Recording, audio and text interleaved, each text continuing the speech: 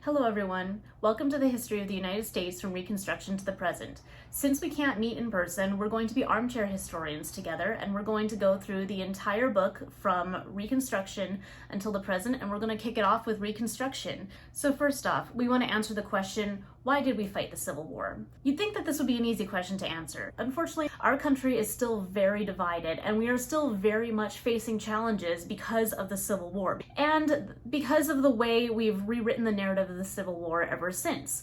The Civil War is about slavery. Spoiler alert. I'm just going to tell you right now, the Civil War is about slavery. There might be a subsection of you that learned that it was about something different.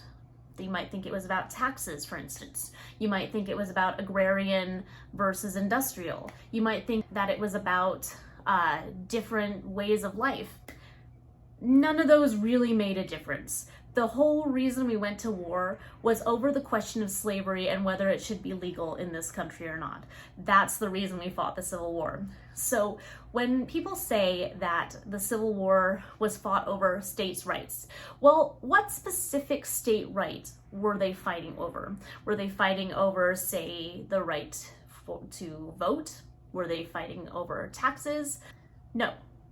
There was one particular state right that they were fighting for. They were fighting to preserve the institution of slavery in the southern states. The southern states said they wanted to have the right to decide whether or not they should be slave states and whether or not they should own slaves.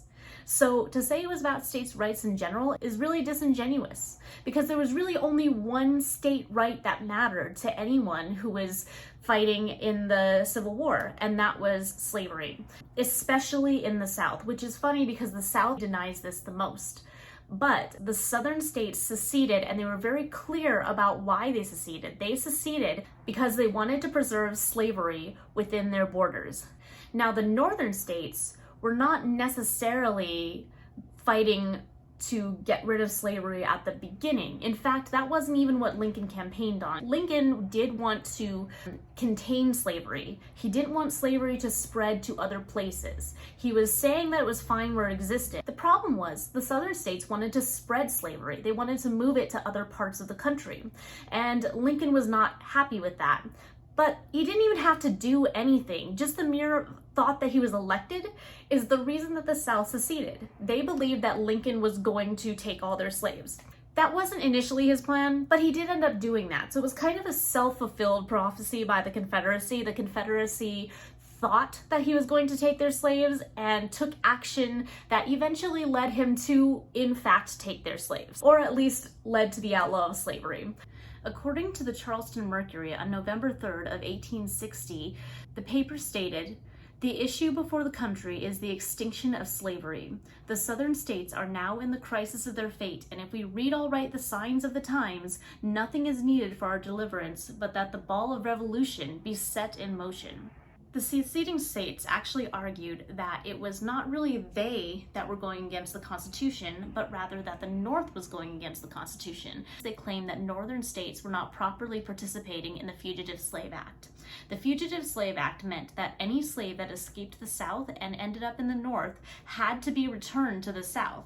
Now, obviously, when we're talking about states' rights, this is an issue because it actually treads upon the states' rights of people in the North to exclude slavery from their borders. It means that Northerners have to uphold the system of slavery even if they disagree with it. Now, let's make something clear. It's not as if there's no racism in the North. The North was pretty racist.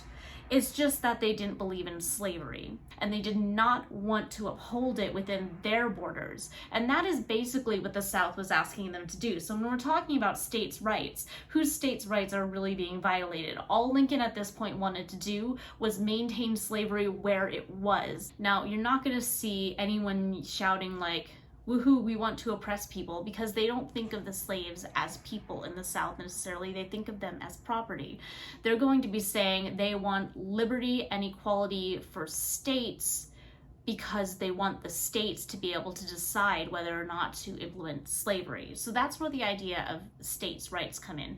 But let's be clear, they're talking about the state's right to own slaves, not the state's rights in general.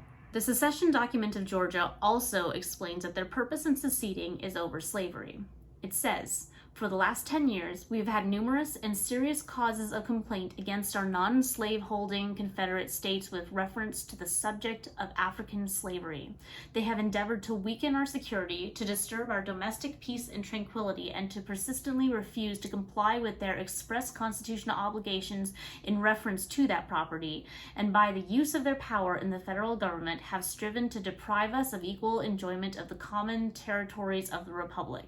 They're saying that the northern states are not complying with their obligations to return property. And the property they're specifically talking about is human property. So they're talking about slavery. They're talking about the northern states refusing to return slaves to the south after they've escaped to the north.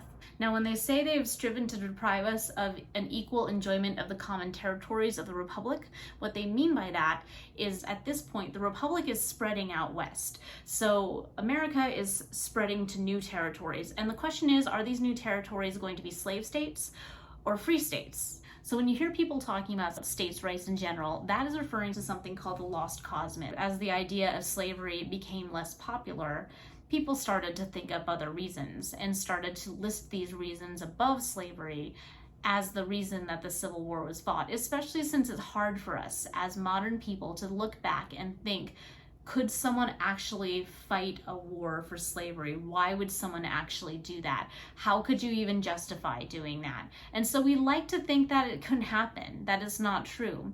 But we have to remember that people living in the past thought about things differently. It's easy to look back from our perspective and see that obviously these reasons are wrong. It's much harder to see things like this in the moment than it is with a little bit of hindsight. That is why the Civil War was fought.